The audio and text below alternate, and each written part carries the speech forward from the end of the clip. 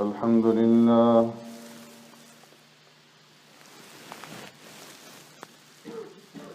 لله نحمده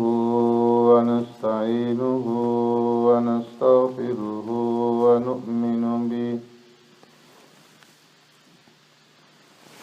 ونؤمن به ونتوكل عليه ونعوذ بالله من شرور أنفسنا ومن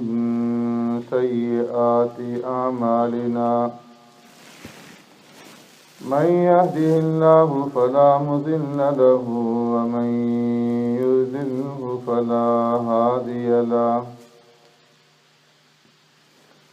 ونشهد أن لا إله إلا الله وحده لا شريك له ونشهد أن سيدنا وسندنا ونبينا ومولانا محمدا عبده ورسوله أرسله الله إلى كافة للناس بشيرا ونذيرا وداعيا إلى الله بإذنه وسراجا منيرا أما بعد فقد قال الله تبارك وتعالى في القرآن المجيد والفرقان الحميد فأعوذ بالله من الشيطان الرجيم بسم الله الرحمن الرحيم زين للذين كفروا الحياة الدنيا ويسخرون من الذين آمنوا والذين اتقوا فوقهم يوم القيامة والله يرزق من يشاء بغير حساب كان الناس أمة واحدة فبعث الله النبيين مبشرين ومنذرين وأنزل معهم الكتاب بالحق ليحكم بين الناس فيما اختلفوا فيه وما اختلف فيه إلا الذين أوتوه من بعد ما جاءتهم البينات بغيا بينهم فهدى الله الذين آمنوا لما اختلفوا فيه من الحق بإذنه والله يهدي من يشاء إلى صراط مستقيم صدق الله مولانا العظيم يا رب صل وسلم دائما أبدا على حبيبك خير الخلق كلهم هو الحبيب الذي ترجى شفاعته لكل هول من الأهوال مقتحم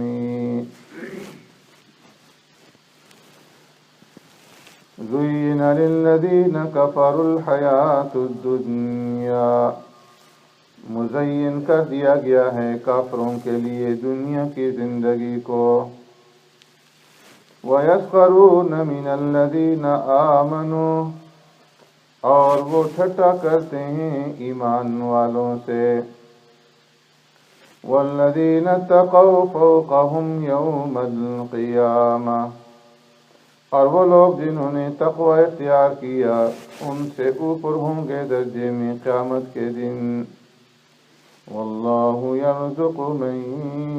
یشاء بغیر حساب اور اللہ تبارک و تعالی رزق عطا فرماتا ہے جسے چاہے بے حساب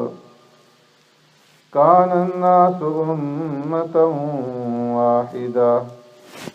تھے لوگ ایک ہی امت فبعث الله النبيين مبشرين ومنذرين، پس بھیجا اللہ تبارک و تعالی نے نبیوں کو خوشخبری سنانے کے لیے اور ڈرانے کے لیے۔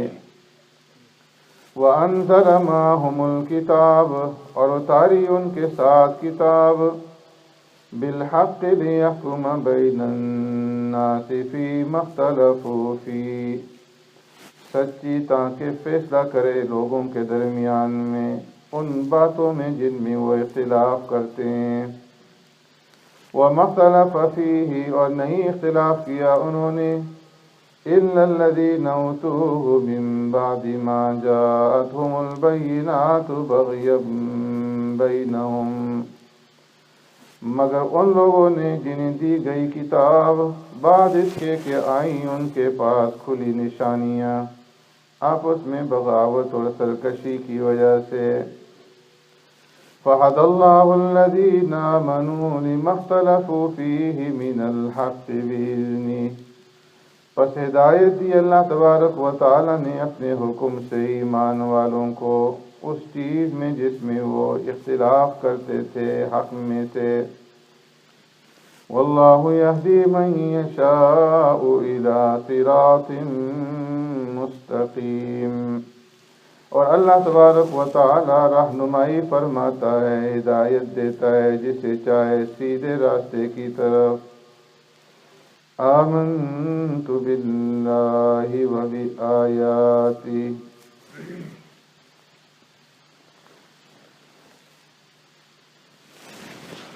حضرات گرامی، گزشتہ جمعہ میں بات یہاں پر ختم ہوئی تھی کہ اللہ تبارک و تعالی نے انسانوں کو مختصر سے وقت کے لیے دنیا کے اندر بھیجا ہے، اور پیارے پیغمبر صلی اللہ علیہ وسلم نے ارشاد فرمایا کہ تم دنیا میں اس طریقے سے زندگی گزارو جس طرح کہ ایک مسافر اور ایک راہ گزر زندگی گزارتا ہے، کہ جہاں سفر کے دوران میں رات گزارنے کے لیے وہ قیام کرتا ہے، جہاں پر وہ تھوڑی دیر کے لیے راحت اور سکون حاصل کرتا ہے، تو اس جگہ کو وہ مستقل ٹھکانہ نہیں بنا لیتا، بلکہ اس کے سامنے اپنی منزل ہوتی ہے اور اس منزل تک پہنچنے کی وہ کوشش کرتا ہے۔ اسی بات کو امام غزالی رحمۃ اللہ تعالی علیہ نے ایک مثال کے ذریعے سے سمجھایا۔ فرمایا کہ ایک جہاز جو سواریوں سے بھرا ہوا تھا سمندر کے اندر جا رہا تھا کہ راستے میں ایک ٹیلا آیا، ایک جزیرہ آیا، اور اس جزیرے پہ وہ جہاز کپتان کے حکم سے روک دیا گیا، اور کپتان کی طرف سے یہ اعلان کروایا گیا کہ ہم چند گھنٹوں کے لیے اس جزیرے کے اوپر یہاں پر قیام کریں گے، جو لوگ جہاز سے نیچے اترنا چاہیں وہ اتر سکتے ہیں، اور فلاں وقت پہ ہم یہاں سے روانہ ہوں گے۔ اور فرمایا سارے مسافر اس جزیرے کے اندر اتر گئے، اور وہ جزیرہ انتہائی خوبصورت تھا، دلکش مناظر تھے، اور ہر طرف قدرتی مناظر کا ایک سما بندھا ہوا تھا۔ لوگ ان قدرتی مناظر کو دیکھ دیکھ کر کے لطف اندوز ہو رہے تھے، کہ اتنے میں جہاز کا وقت قریب آ گیا تو کچھ لوگوں نے یہ سوچا کہ جہاز کے جانے کا وقت قریب ہے، ہم واپس لوٹ جاتے ہیں۔ وہ واپس لوٹے، اور جہاز میں سوار ہو کر کے جو اعلیٰ اور مناسب جگہ تھی ان کے اوپر انہوں نے قبضہ کر لیا، وہاں پر وہ بیٹھ گئے، کچھ لوگ ایسے تھے کہ انہوں نے کہا کہ ابھی وقت ہے، اب مزید ہم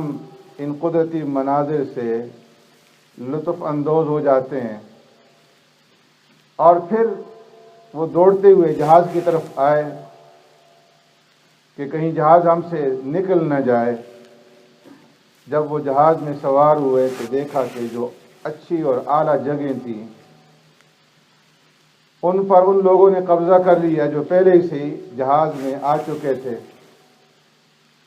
اب ان لوگوں کو بیٹھنے کے لیے ناقص اور گندی جگہیں ملی، لیکن انہوں نے اس کے اوپر بھی اکتفا کر لیا اور وہیں پر بیٹھ گئے، یہ سوچ کر کے کہ چلو جہاز تو مل گیا اور جہاز سے ہم محروم نہیں رہے۔ اور کچھ ایسے لوگ تھے کہ جو اس جزیرے کے اندر اس قدر اس کی مناظر کے اندر، وہاں کی چہل پہل کے اندر اس قدر مستغرق ہو گئے، اس قدر ڈوب گئے کہ انہیں ہوش ہی نہ رہا، اور وہ مسلسل اس جزیرے کے اندر رہے یہاں تک کہ وہ جہاز ان سے نکل گیا۔ اور جس وقت دن کی روشنی ختم ہو گئی، سورج غروب ہوا، تو وہ ساری چہل پہل، وہ ساری رونقیں، وہ ساری خوبصورتیاں ختم ہو گئی اور ہر طرف اندھیرا چھا گیا۔ تو اس جزیرے کی جو خوشنمائی تھی، خوبصورتی تھی، وہ ایک بھیانک اندھیرے کی شکل میں تبدیل ہو گئی۔ اب انہیں کوئی چیز دکھائی نہیں دے رہی اور خوف ان کے اوپر طاری ہو گیا، درندوں کا خوف الگ اور کیڑے مکوڑوں کا، سانپ اور بچھوؤں کا خوف الگ۔ تو فرمایا کہ یہ لوگ جو اس جزیرے کے اندر رہے اور اس جزیرے سے انہوں نے دل لگا لیا، وہ دنیا کے سارے انسانوں کے نزدیک انتہائی احمق اور بیوقوف قسم کے لوگ تھے۔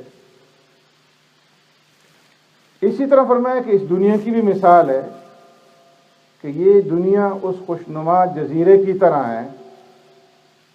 اور جو لوگ اس دنیا سے دل لگا لیتے ہیں اور اپنے سفر کو بلا لیتے ہیں، اپنی منزل کو، آخرت کو بلا دیتے ہیں،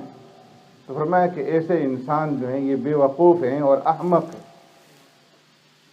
اس لیے پیارے پیغمبر صلی اللہ علیہ وسلم نے ارشاد فرمایا کہ دنیا کے اندر دل مت لگاؤ اور مسافروں کی طرح سے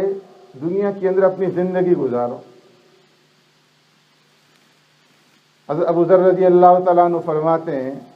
میں پیارے پیغمبر صلی اللہ علیہ وسلم کے ساتھ مدینہ میں جا رہا تھا، خرہ کے مقام پر جہاں سیاہ پتھر تھے، سامنے احد کا پہاڑ نظر آیا، تو سرکار دو عالم صلی اللہ علیہ وسلم نے مجھے مخاطب فرما کر کے ارشاد فرمایا، یا ابا ذر، اے ابو ذر۔ میں نے عرض کیا، لبیک یا رسول اللہ، اے اللہ کے رسول صلی اللہ علیہ وسلم، میں حاضر ہوں۔ فرمایا کہ اے ابو ذر، یہ سامنے احد پہاڑ دیکھ رہے ہو، اگر یہ سارا کا سارا پہاڑ سونا بنا کر کے مجھے دے دیا جائے تو 3 راتیں نہیں گزریں گی کہ میں اس پہاڑ برابر سونے کے اس پہاڑ سے کچھ بھی اپنے پاس باقی نہیں چھوڑوں گا، سوائے اس کے کہ اگر میرے اوپر قرض ہو تو جتنے دینار کا قرضہ ہوگا اتنے دینار میں نکال لوں گا، اور باقی سب کچھ اللہ کے راستے میں لٹا دوں گا، اور 1 دینار بھی اپنے پاس نہیں چھوڑوں گا 3 راتوں کے اندر۔ پھر سرکار دو عالم صلی اللہ علیہ وسلم نے تھوڑی دیر خاموشی اختیار کرنے کے بعد ارشاد فرمایا، ان الاکثرین هم الاقلون یوم القیامہ، کہ جن لوگوں کے پاس اس دنیا کے اندر مال اور دولت کی ریل پیل ہے، مال اور دولت کی کثرت ہے، یہ لوگ قیامت کے دن ہم اقلون، انتہائی ضعیف اور کم ہوں گے۔ جتنا دولت، جتنا مال ان کے پاس دنیا میں ہے، آخرت میں اسی اعتبار سے اتنا ہی ان کے پاس کم ہوگا اور یہ نقصان میں ہوں گے۔ مگر ایسے لوگ کہ جنہوں نے اللہ تبارک و تعالیٰ کے راستے کے اندر فعل ہاکذا وہاکذا وہاکذا عن یمینی وعن شمالی ومن خلفی وقلیل منہم، کہ جنہوں نے مٹھیاں بھر بھر کر کے دونوں ہاتھوں سے دولت جو ہے دائیں طرف دی، بائیں طرف دی، آگے بھی پیچھے بھی، ہر طرف دولت لٹائی، اللہ کے راستے میں خرچ کی، اور فرمایا کہ ایسے لوگ بہت ہی کم کہ جو اللہ رب العزت کی دولت میں سے، اللہ کے دیے ہوئے رزق میں سے اللہ کے راستے میں اس طرح سے خرچ کرے۔ اس لیے فرمایا کہ زُیِّنَ لِلَّذِینَ کَفَرُوا الْحَیَاةُ الدُّنْیَا، یہ دنیا کی زندگی کافروں کے لیے مزین کی گئی ہے، اس لیے اہل ایمان کو اس کی دھوکے کے اندر نہیں آنا چاہیے، اور اس دنیا کی محبت کے اندر مستغرق نہیں ہونا چاہیے، بلکہ جو آخری منزل ہے اور جو اصل زندگی ہے اس زندگی کی فکر کرنی چاہیے۔ اور فرمایا کہ وَيَسْخَرُونَ مِنَ الَّذِينَ آمَنُوا، جو دنیا دار ہیں، جن کے پاس دنیا کی مال اور دولت ہے، فرمایا ان کی ایک قبیح، ایک بری عادت یہ بھی ہے کہ جتنا ان لوگوں کے پاس مال آتا ہے، جتنی دولت آتی ہے، تو یہ غریبوں کا تمسخر اڑاتے ہیں اور ان کا مذاق کرتے ہیں، غرباء کے ساتھ فرمایا یہ ٹھٹا کرتے ہیں اور ہنستے ہیں۔ وَيَسْخَرُونَ مِنَ الَّذِينَ آمَنُوا، بعض مفسرین نے فرمایا کہ یہ مشرکین عرب، ابو جہل اور ان جیسے لوگوں کے بارے میں نازل ہوئی کہ مکہ کے اندر جو مسلمان غریب تھے، جیسے حضرت بلال رضی اللہ تعالیٰ عنہ، عامر ابن یاسر رضی اللہ تعالیٰ عنہ، حضرت خباب رضی اللہ تعالیٰ عنہ، عبداللہ ابن مسعود رضی اللہ تعالیٰ عنہ، اور اس جیسے دیگر حضرات، یہ ان کے ساتھ تمسخر کیا کرتے تھے اور مذاق کیا کرتے تھے، اور کہتے تھے کہ دیکھو اگر محمد اللہ کی طرف سے بھیجے ہوئے ہوتے، اللہ کے نبی ہوتے، تو ہم میں سے جو اشراف ہیں، جو مالدار ہیں، جو عہدے اور مرتبے والے لوگ ہیں، وہ ان کے اوپر ایمان لاتے، لیکن محمد کی تابعداری کرنے والے تو یہ غریب غرباء قسم کے لوگ ہیں۔